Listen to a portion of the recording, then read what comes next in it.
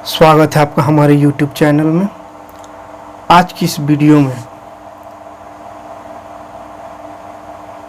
Class 8 का math देखेंगे, exercise 2.3 का पार्ट 1 में पहला और दूसरा दो क्वेश्चन बताए थे। इसमें देखते हैं तीसरा नंबर क्वेश्चन। तो तीसरा नंबर क्वेश्चन बोला है गुना किए बिना 50 से 59 तक की संख्याओं के वर्ग निकालने की विधि से निम्न वर्गों का मान ज्ञात करें। तो इसमें भी बोला है, इससे पहले का भी क्वेश्चन में था कि गुना किए बिना आप वर्ग निकालें। तो इसमें भी है गुना किए बिना वर्ग निकालना है, लेकिन कौन सा विधि से? तो 50 से 59 तक की संख्याओं का वर्ग निकालने का एक विधि होता है, उसी विधि का उपयोग करते हुए हमको इसका वर्ग निकालना है, क्योंकि इसमें 50 और 59 के बीच का यह अंक दिया हुआ है। तो 50 से 59 तक का अंक रहे तो उसके लिए एक स्पेशल विधि है उसका वर्ग निकालने का, तो उस विधि से हमको इसका वर्ग निकालना है। तो चलिए देखते हैं कैसे निकलेगा। पहला क्वेश्चन लेते हैं 52 का स्क्वायर है, ठीक है, 52 का स्क्वायर। तो ये गुना कर 50 से 59 तक का जो विधि है वर्ग निकालने का, वो इस प्रकार है कि 50 से 59 तक के बीच का कोई भी संख्या हो तो उसका वर्ग निकालने की क्या करेंगे, पहले इकाई अंक का वर्ग कर देना है, ठीक है।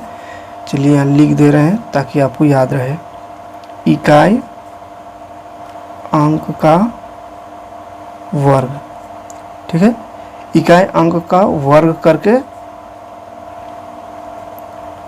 दो संख्याओं में लिखना है, दो अंकों में लिखना है, ठीक है। दो अंकों में लिखे, दो अंक में पहले लिख लेना है, पहला स्टेप है। इकाई अंक का वर्ग करना है, स्क्वायर करना है और उसको दो अंक में लिखना है। दो अंक मतलब चलिए देखते हैं क्या करना है। इकाई अंक कितना है, इसमें 2 है, तो 2 का वर्ग करना है, तो 2 का वर्ग कर दे रहे हैं। तो 2 का वर्ग कितना हुआ, 2 दूनी 4। तो ये जो 4 आया उसको दो अंकों में लिखना है, तो कैसे लिखाएगा, 0 और 4। क्लियर है। तो ये पहला स्टेप हो गया। दूसरा स्टेप अब क्या करना है, दहाई का जो अंक है,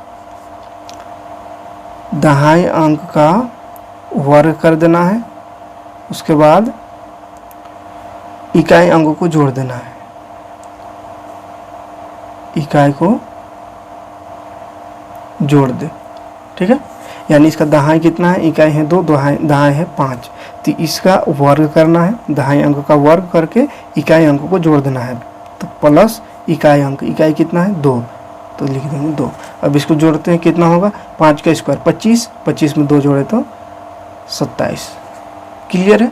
इतना ही सा करना है। ये दो स्टेप है, दोनों को याद रखें। सबसे पहला कि इकाई अंक को स्क्वायर कर देना है और दो अंकों में लिखना है। अगर दो अंक पहले से आ रहा है तब तो ठीक है, अगर दो अंक ना आए तो 0 लगा कर उसको दो अंक में लिखेंगे, ठीक है। उसके बाद दहाई का स्क्वायर करना है, दहाई का वर्ग करके और इकाई को जोड़ देना है, इस तरह से दहाई का वर्ग प्लस इकाई जोड़ दिए तो कितना हुआ, 27। क्लियर है। अब इसको उतार देना है। कैसे उतारेंगे, तो इकाई का ये है तो इकाई में ये उतरेगा, उल्टा लिख दिए 4 और 0। उसके बाद फिर ये 27 दहाई इधर आएगा 27। ये हो गया आंसर। क्लियर है। तो ये दो स्टेप करके बस इस दोनों को उतार देना है। तो यही इसी को बोलते हैं गुना किए बिना। ये 50 से 59 तक का विधि है सिर्फ, है ना, और किसी में ये फॉर्मूला जो है, ये सूत्र जो है वो काम नहीं करेगा। ये सिर्फ 50 से 59 के बीच का जो संख्या रहेगा उसमें काम करता है, ठीक है। चलिए एक और क्वेश्चन बना के देखते हैं। 56 का स्क्वायर, 56 का स्क्वायर। तो सबसे पहले क्या करना है, इकाई अंक का वर्ग। तो इकाई अंक का वर्ग करें तो इकाई अंक है 6, तो 6 का वर्ग 6 छक 36। तो इसमें दो अंक पहले से आ गया, तो इसमें 0 लगाने की जरूरत नहीं है ना, दो अंक आना चाहिए, दो अंक में लिखना है, जो कि दो अंक आ चुका है पहले से, ठीक है। अब दहाई अंक का स्क्वायर करके क्या करते हैं, इसमें इकाई को जोड़ देते हैं। तो दहाई का स्क्वायर प्लस इकाई कितना है 6, तो 6 जोड़ते हैं, कितना होगा, 5 का स्क्वायर 25 और 6, 25 6 कितना होता है, 25 5 30 और 1 31। क्लियर है। अब इसी को उतार देना है, यानी कि इसको पहले लिखेंगे 31, उसके बाद ये 36 आंसर। क्लियर है। तो आप इसी तरह कोई भी संख्या को निकाल सकते हैं, लेकिन वो 50 से 59 के बीच ही होनी चाहिए, है ना। 51 52 53 54 55 56 57 58 59 तक। चलिए एक और क्वेश्चन देख ही लेते हैं। जैसे 57 का करना है, तो 57 बुक में है क्वेश्चन में 57 का स्क्वायर, तो उसको आप अपने से कर लीजिएगा। हम उससे हट करके 59 का करके दिखा रहे हैं, 59 का स्क्वायर। तो कैसे करेंगे, इकाई का स्क्वायर, तो इकाई कितना है 9, तो 9 का स्क्वायर 81। उसके बाद फिर दहाई, दहाई कितना है 5, तो दहाई का स्क्वायर करके जोड़ना है कितना, इकाई को, तो इकाई है 9, तो इसे जोड़ देंगे। अब कितना आएगा, 5 है 25, 25 और 9 34 आ गया। अब इसको लिखेंगे कैसे आंसर, तो पहले 34 को लिखेंगे, उसके बाद फिर इधर 81, ये हो गया इसका आंसर। कोई दिक्कत नहीं, क्लियर है ये क्वेश्चन। बढ़ते हैं अगला क्वेश्चन की ओर। चलिए तो देखते हैं अब चौथा क्वेश्चन। तो अगला क्वेश्चन है चौथा नंबर क्वेश्चन, वर्गों के रुचिकर प्रारूप के गुण के आधार पर रिक्त स्थान को पूर्ति करें। यानी कि वर्गों का कुछ प्रारूप होता है, स्क्वायर का कुछ नंबर्स का स्क्वायर में कुछ प्रारूप है, कुछ नियम है, उस नियम के आधार पे हमको खाली स्थान को भरना है। इसमें भी इसको गुना करके स्क्वायर नहीं निकालना है, बिना गुना किए इसका कुछ रूप प्रारूप होता है, यानी कि मेथड होता है, या तो उसी मेथड के अनुसार, इसके प्रारूप के अनुसार इसको भरना है कि ये कितना आएगा। तो चलिए पहला क्वेश्चन देखते हैं। इसमें है 1 1 2 3 4 5 6 बार 1 है और इसका स्क्वायर है, तो इसका आंसर कितना आएगा। तो स्क्वायर मतलब इसको इतना ही बार फिर गुना कर सकते हैं, लेकिन बिना गुना किए बोला है, इसका प्रारूप को ध्यान में रखते हुए। तो इसका प्रारूप देखिए कैसे होता है, इसको हम पहले छोटा छोटा नंबर लेकर के इसको समझ लेते हैं इसका प्रारूप को। जैसे अगर 1 का स्क्वायर करना होगा, तो 1 का स्क्वायर कितना होता है, 1 1 का 1 ही होगा। अगर 2 1 रहेगा, ऐसा 2 को 1 का स्क्वायर, तो 11 मतलब हुआ, तो 11 का स्क्वायर कितना होता है, तो 11 ग्रह 121 होता है, ठीक है। इसी तरह अगर 3 को 1 रहेगा, तो इसका स्क्वायर कितना होता है, तो गुना करके देखते हैं पहले ऐसा। तो 1 1 का 1 1 का 1 1 का 1 सब में 1 होगा, फिर यहाँ भी 1 1, यहाँ भी 1 1 जोड़े, तो 1 2 3 2 1 कितना आया, तो 1 2 3 फिर 2 1 ऐसा आ रहा है। एक और इसका लिख लेते हैं, अगर 4 1 रहे तो इसका स्क्वायर कितना आएगा, तो इसको भी गुना करके दिखा दे रहे हैं कितना आएगा,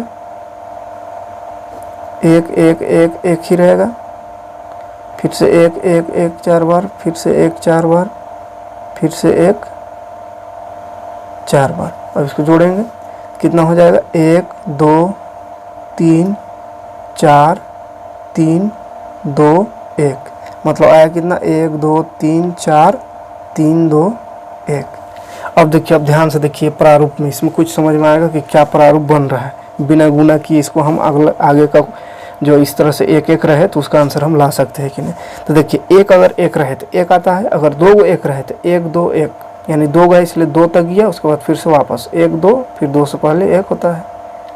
अगर 3 है तो 1 2 3 गए, फिर 3 से उल्टा गिनती, तो 3 से पहले 2 फिर 1। अगर 4 1 है तो कैसा, 1 2 3 4 तक गए, फिर 4 से उल्टा गिनती, 1 2 3 4 से उल्टा 3 2 1, यानी इधर से 1 2 3 4, फिर इधर से भी 1 2 3 4, यानी जितना बार 1 रहेगा उतना बार 1 2 3 4 ऐसा लिख देना है सीधा। उसके बाद फिर उसी का उल्टा गिनती शुरू कर देना वहीं से 1 तक, तो वही उसका आंसर हो जाता है।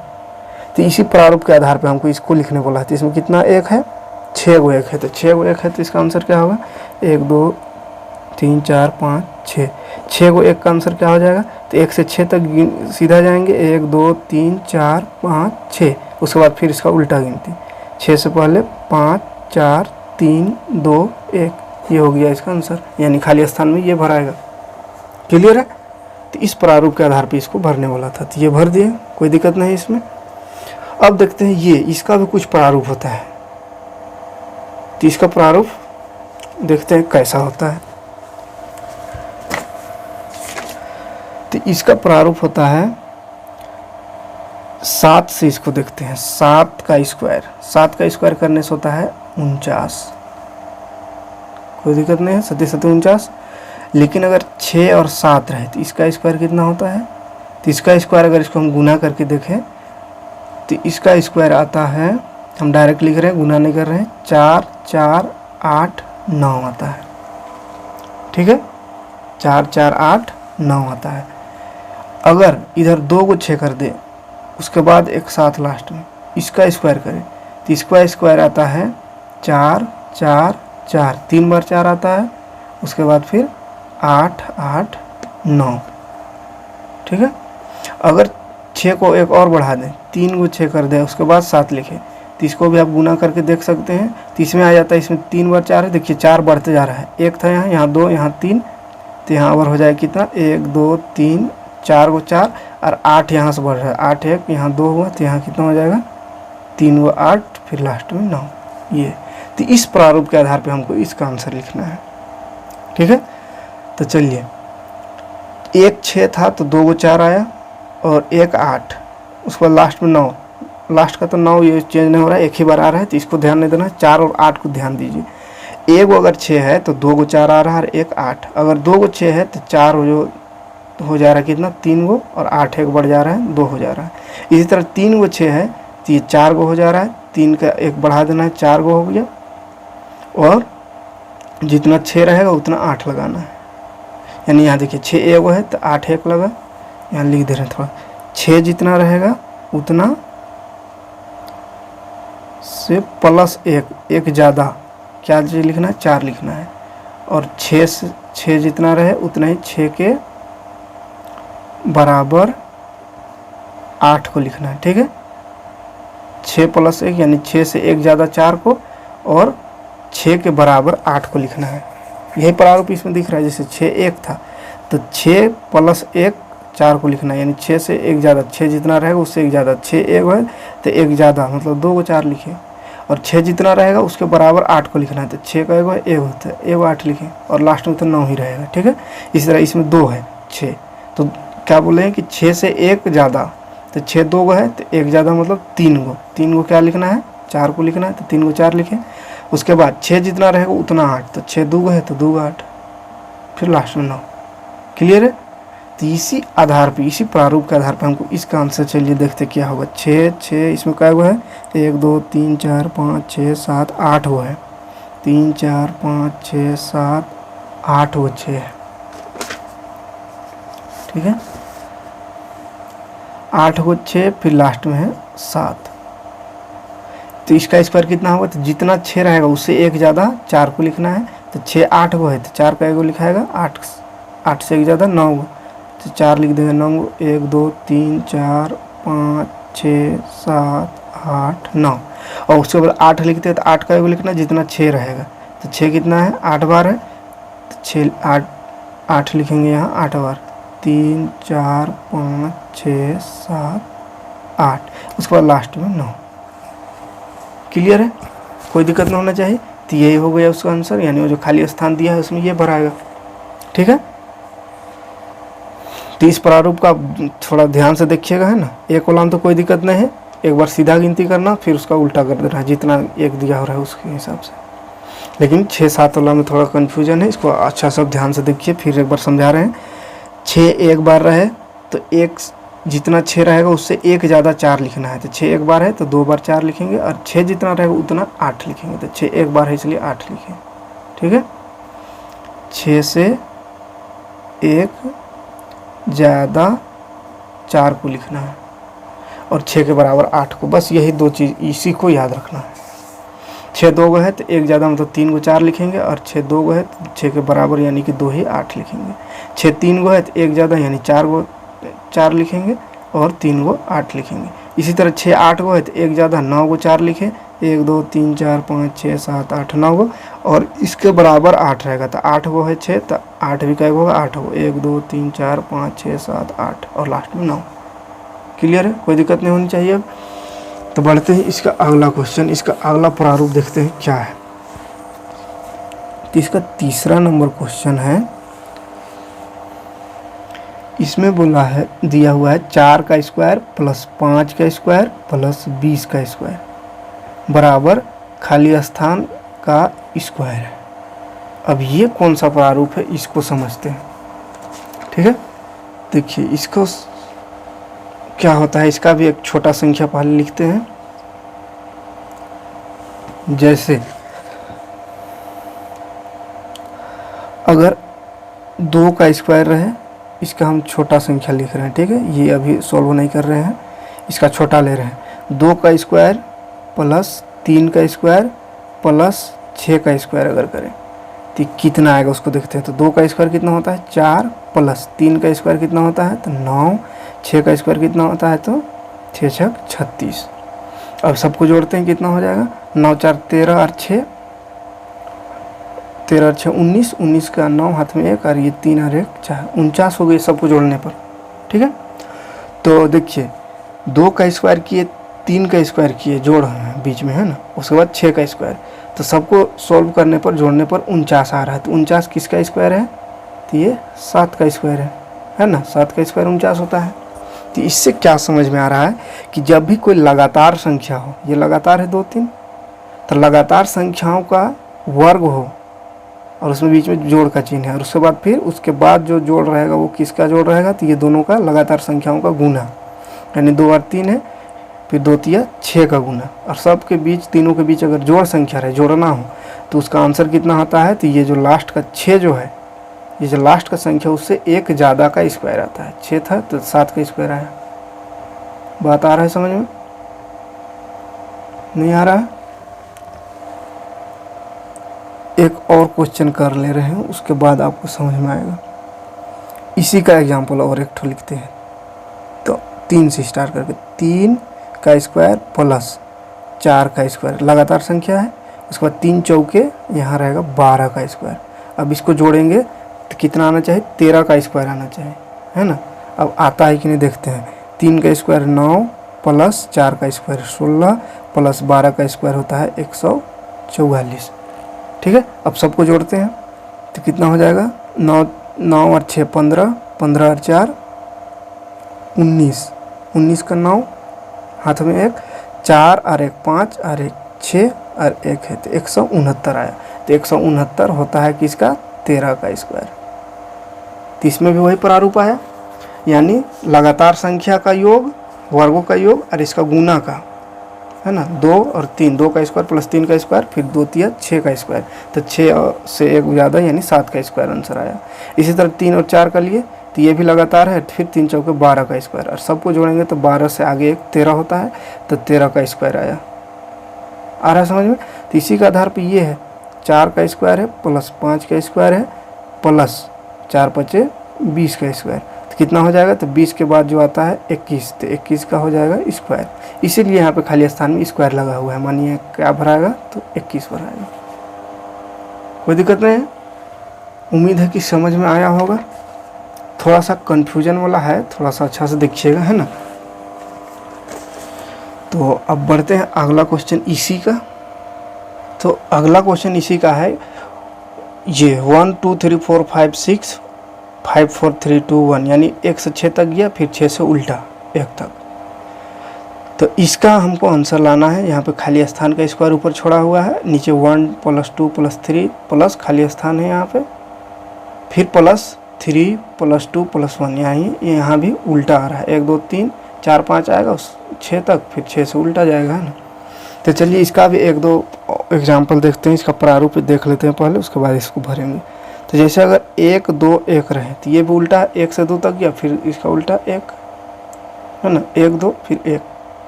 तो ऐसा रहता है। तो इसका जो प्रारूप बनता है, इसका जो आंसर आता है वो होता है 22 का स्क्वायर बटा 1 प्लस 2 प्लस 1 होता है। ठीक है, ये बुक में दिया हुआ है, बुक में भी देख सकते हैं। तो ये इसका ये इतना आता है। इसी से अगर आगे बढ़े तो 1 2 3 अगर रहे, फिर 3 का उल्टा 2, 3 से पीछे जाएंगे, है ना, तो 2 और 1। तो इसका आंसर आता है 2 2 2, 3 बार 2 का स्क्वायर और नीचे हो जाता है 1 प्लस 2 प्लस 3 प्लस फिर इसका उल्ट पीछे 2 प्लस 1, इतना आता है। तो इसी प्रारूप से हमको इसका आंसर लिखना है। तो इसमें क्या समझ में आ रहा है कि 1 2 1, यानी 1 2 तक गए, फिर 2 से पीछे 1 है। तो ऐसा किए तो 1 2 तक बढ़े, इसलिए 2 को 2 ऊपर लगा देना है और नीचे फिर से वही सीधा से फिर पीछे, आगे से पीछे, यानी 1 से 2 तक जाएंगे, फिर 2 से 1 और जोड़ लगाएंगे। यहाँ पे 1 2 3 तक गए थे, फिर 3 से 2 1, यानी 1 2 3, फिर 3 से पीछे 2 और 1 है। तो ऐसा है। तो इसमें 3 तक है लास्ट, इसीलिए 1 2 3, 3 बार 2 लिखना है ऊपर में और इसका स्क्वायर, और नीचे क्या हुआ तो इसी को जोड़ में लिख देना, 1 प्लस 2 प्लस 3, फिर इसका पीछे 2 प्लस 1। आ रहा है समझ में। तो इसी के आधार पे हमको इसको लिखना है। तो इसमें कितना तक है, 1 2 3 4 5 6 तक है, मतलब इसमें क्या भराएगा, 6 को 2 भराएगा, है ना। तो क्या होगा, इसमें हो जाएगा 1 2 3 4 5 6, 6 को 2 का स्क्वायर बटा इसमें इसी को जोड़ में लिख देना है, 1 + 2 + 3 + 4 + 5 + 6, फिर इससे पीछे आएंगे 5 + 4 + 3 + 2 + 1। तो ये हो गया उसका आंसर, ठीक है। तो इस प्रारूप के आधार पर हमको इसको भरने बोला था, तो ये भी भरा गया, कोई दिक्कत नहीं है। तो चलिए ये क्वेश्चन यहीं पे ख़त्म हो गया। अगला क्वेश्चन बढ़ते हैं इसका, ये प्रारूप से भरने वाला जो था वो ख़त्म हो गया। इसका 5वां नंबर क्वेश्चन देखते हैं। एक और क्वेश्चन बचा हुआ है, इसको भी इसी वीडियो में क्लियर कर देते हैं।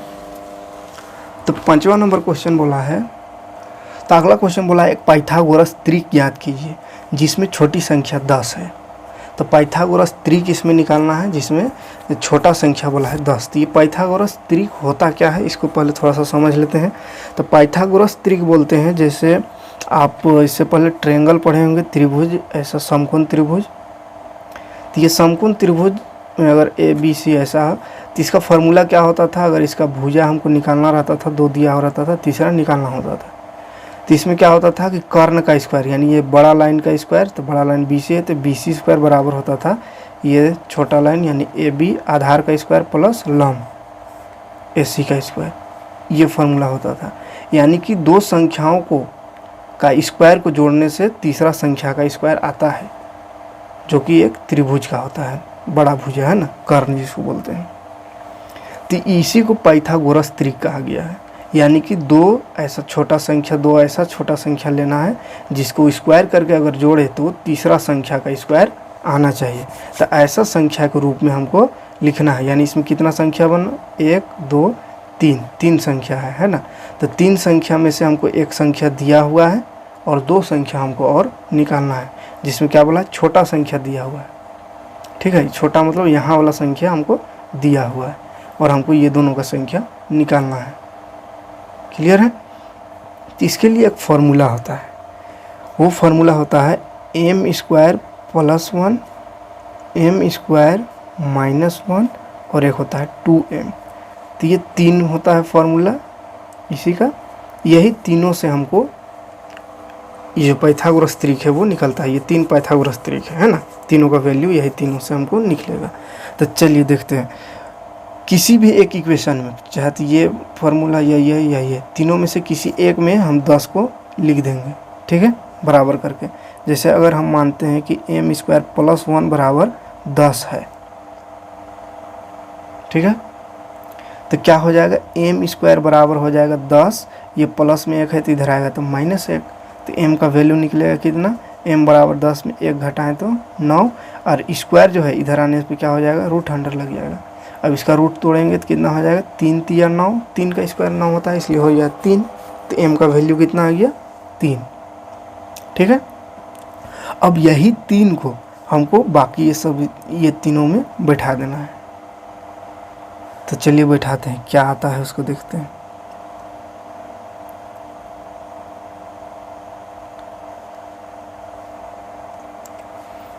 तो ये m को हम ये m कहाँ से लाएँ, ये वाला m² + 1 से लाए, तो +1 में नहीं रखेंगे, ये दोनों में बाकी में रखेंगे। तो चलिए रखते हैं। तो अगर m² -1 में रखते हैं तो क्या हो जाएगा, m का वैल्यू 3 आया, तो 3 का स्क्वायर -1, 3 का स्क्वायर करेंगे तो 3 × 9 -1 मतलब 8 आया। उसी तरह 2m करें तो 2m बराबर 2m कितना है, 3, तो 3 बैठा देंगे तो 3 दूनी 6 आया। यानी 2 संख्या कितना आया, 8 और 6, जिसमें एक दिया हुआ था 10। अब देखिए जो दिया हुआ था वो बोला था छोटा संख्या 10, लेकिन मेरा जो आंसर आया वो 8 और 6 आया, और एक 10 दिया हुआ है, तो 8 और 6 से तो बड़ा 10 है, और हमको क्या बोला था कि छोटा 10 है, छोटा संख्या 10 है। तो हमारा आंसर आया 8 6 और एक 10 दिया हुआ है, तो 10 को छोटा बोला था, लेकिन इसमें इसके हिसाब से मेरा जो आंसर है उसके हिसाब से बड़ा हो गया, मतलब ये क्या हो गया, गलत हो गया। तो क्या करेंगे, तो इसमें रखने से छोटा संख्या आ गया है ना, तो ये सब में रख के देखेंगे, अगर इससे बना करके देखेंगे तो शायद बड़ा आ जाए, है ना। तो देखिए इसको अगर बना के देखते हैं इससे m² -1 से, तो क्या आएगा,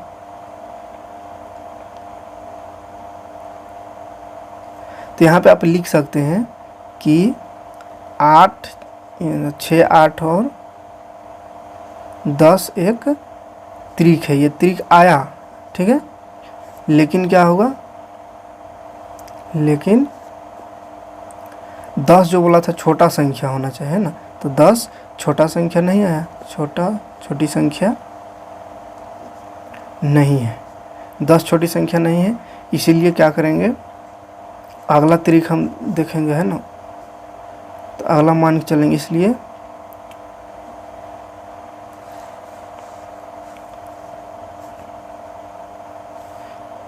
इसीलिए अब मान लेते हैं, क्या मानते हैं, तो इसको करने से नहीं आया तो इसको मान लेते हैं अब कि m² - 1 बराबर 10 जो दिया हुआ था उसको, ठीक है। अब इसमें देखिए क्या आंसर आएगा, m² बराबर 10, ये माइनस में इधर आएगा तो प्लस, तो 10 और 1 कितना हो जाएगा 11। तो अगर स्क्वायर को इधर करेंगे तो रूट, तो 11 का रूट तो टूटता ही नहीं है, मतलब फिर से ये गलत हो जा रहा है ना। तो इसी तरह तीनों में आप बैठा करके देख लें, तो आप रफ में करके देखिएगा, ताकि यहाँ पे बनाए तो आपको गलत हो जाएगा, है ना। तो पहले रफ में देख ले कि कौन किससे बैठाने पर आंसर आ रहा है। जैसे इसमें रखे तो इसमें तो रूट में आ गया, मतलब ये बनेगा ही नहीं, ठीक है। तब मान लेते हैं अब क्या, एक बचा है लास्ट 2m, तो 2m वाला को मानते हैं अगर, तो 2m बराबर 10 मानते हैं। तो अब क्या होगा, m बराबर 10/2, तो काटेंगे तो 2 × 5 = 10, तो m बराबर आ गया 5 आंसर। अब ये 5 को फिर सब रखते हैं इसमें, तो 2m में से हम 5 लाए तो इसको इसमें नहीं रखना है, बाकी का जो 2 त्रिक है यानी m² + 1 में रखना है और m² - 1 में। अब क्या आता है देख लेते हैं, तो इसमें तो आंसर आ ही जाएगा, क्योंकि इससे तो बना रहे हैं m² - 1 से, और m² + 1 से बना, लेकिन छोटा आ गया। तो अवर देखते हैं, तो अवर सही आएगा, तीसरा ऑप्शन यही है। अगर इसमें नहीं आएगा तब तो फिर कहीं नहीं आएगा। तो चलिए रखते हैं 5, m की जगह 5 रखे तो 5 का स्क्वायर + 1, तो 5 का स्क्वायर कितना 25 + 1 कितना हो गया 26। फिर से m², तो 5 का स्क्वायर -1, तो 5 का स्क्वायर 25 - 1 कितना 24।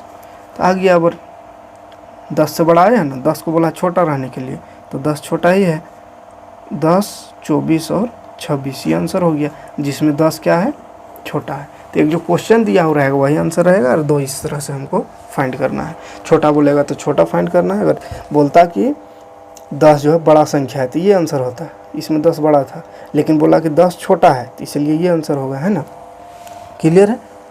तो उम्मीद है कि समझ में आया होगा कुछ बहुत। एक और क्वेश्चन है इसका, उसको भी बना देते हैं ताकि पूरी तरह से समझ में आ जाए।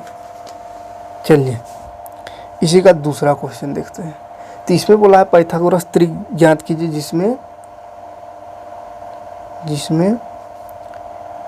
एक संख्या 6 हो। अब देखिए इसमें छोटा या बड़ा नहीं लिखा है, इसमें सिर्फ बोला है कि 6 हो, यानी आप कहीं भी रख के छोटा या बड़ा किसी को भी लिख सकते हैं। इसमें बोला नहीं है कि ये छोटा है कि बड़ा है, यानी 6 सिर्फ होना चाहिए। तो इसमें ज़्यादा दिक्कत नहीं होगा, एक ही किसी एक में रखेंगे और वही आंसर हो जाएगा। तो चलिए पहले लिख लेते हैं क्या क्या होता है। m² + 1 होता है, m² - 1 और एक 2m। तो किस में रखें, ऐसा संख्या में रखेंगे जिसको रूट तोड़ने से भी आ जाना चाहिए ना। जैसे अगर यहाँ हम रखते हैं तो ये +1 उधर जाकर -1 हो जाएगा, माइनस होगा, तो 5 6 में 5 1 घटेगा तो 5 बचेगा, और 5 का रूट तोड़ेंगे तो नहीं टूटेगा। इसमें रखेंगे तो 1 जाकर प्लस हो जाएगा तो 7 होगा, 7 का भी रूट नहीं टूटेगा, मतलब ये दोनों में रखने पे फंस जाइएगा, रूट टूटेगा ही नहीं। तो किस में रखेंगे, इसमें 2m में। तो 2m बराबर कर देंगे 6, तो 2m बराबर 6 से सोल्व करेंगे तो m बराबर हो जाएगा 6, 2 गुना है तो इधर भाग, तो 2 × 6, तो m आ गया 3। ठीक है। अब यही m का मान को रख देंगे इसमें, m² + 1 में और m² - 1 में। तो m² + 1 में लिखते हैं तो m का वैल्यू 3 का स्क्वायर + 1, तो 3 × 9 + 1 आ गया 10। यहाँ पे भी रखेंगे तो 3 का स्क्वायर -1 यहाँ, तो 9 - 1 कितना 8। तो आ गया कितना 6 पहले से दिया हुआ था और अभी आया 8 और 10। तो ये हो गया पाइथागोरस त्रिक। क्लियर है। तो चलिए यहीं पे ये चैप्टर समाप्त होता है। थोड़ा से ये जो क्वेश्चन था, चौथा नंबर और 5वां नंबर, अच्छा से ध्यान से इसको थोड़ा देखिएगा, थोड़ा कन्फ्यूजन वाला क्वेश्चन था, है ना। तो चलिए मिलते हैं अगला वीडियो में। अगला वीडियो में देखेंगे इसके आगे का एक्सरसाइज जिसमें वर्गमूल निकालना है, स्क्वायर रूट फाइंड करना है।